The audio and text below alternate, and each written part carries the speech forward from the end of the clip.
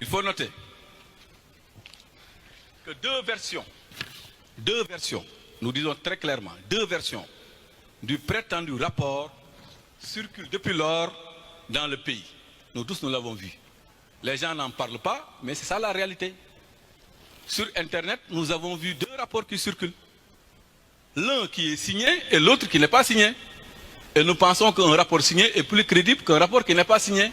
Mais il est important que vous soyez entretenus sur le contenu du rapport qui a été signé. Donc pour dire que dans la version dite provisoire, ne figure guère les données relatives à la dette bancaire.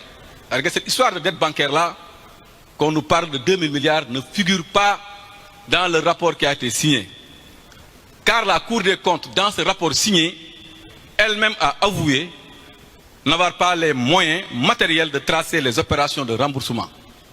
C'est pourquoi nous disions qu'ils ont mélangé les opérations de trésorerie avec les opérations de dette. Dans la version définitive, ce qu'ils ont mis sur Internet et qui n'a pas de signature, les montants, curieusement, apparaissent avec comme désignation dette bancaire hors cadrage ou dette cachée. Mais compte tenu des montants en question et des interrogations et commentaires soulevés, la Cour des comptes a l'obligation et le devoir de communiquer pour expliquer comment elle a remplacé le terme opération de trésorerie par dette bancaire hors cadrage. Ça, c'est une question de droit et nous prenons la balle au rebond parce que c'est le premier président de la Cour des comptes qui dit lui-même qu'ils sont prêts à communiquer avec les populations. Donc nous leur donnons des pistes de communication. Ils n'ont qu'à nous expliquer ce qui se passe entre ces deux rapports. Maintenant, à propos de la saisine du Fonds monétaire international par l'APR, parce que vous tous, vous avez vu ces derniers temps, on avait informé que l'APR avait saisi le Fonds monétaire international. Il faut qu'on vous explique le principe. Pourquoi nous avions saisi le Fonds monétaire international? En tant que responsable, notre saisine du Fonds monétaire international, il faut que vous le sachiez, n'avait nullement pour but de salir le gouvernement en place, mais visait plutôt à apporter des réponses rigoureuses, chiffrées et argumentées face à des accusations infondées. Notre objectif en tant que républicain et patriote est de faire en sorte que le Sénégal ne soit pas pénalisé ni placé sous ajustement structurel sur la base de simples déclarations irresponsables des tenants du pouvoir.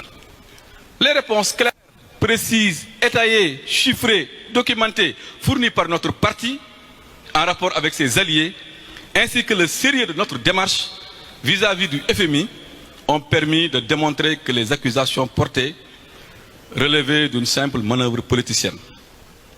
Le sérieux de notre démarche, reconnu par le Fonds monétaire international qui nous a répondu par courrier en date du 28 mars 2025, accusant réception de notre correspondance et acceptant le principe d'une rencontre à une date à fixer ultérieurement.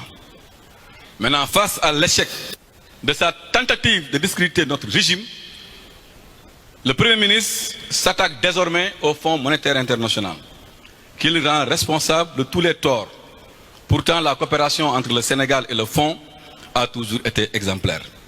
Les pressions, par ailleurs, exercées actuellement contre le Fonds monétaire international, ainsi, afin qu'il renonce à nous rencontrer, renseignent à suffisance sur l'état d'esprit de nos gouvernements. Mais qui a peur d'une rencontre entre nous et le FMI? Qui a peur de cette rencontre? Et pourquoi ils ont peur de cette rencontre? Ils n'ont qu'à nous laisser voir le FMI. Et le FMI sera...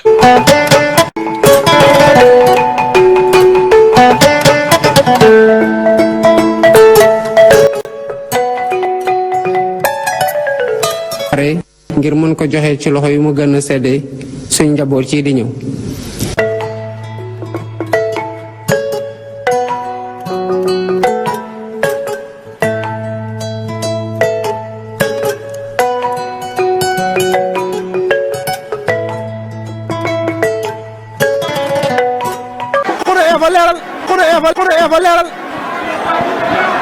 la roi des arènes ay lacrymogène ko nga ci biir stade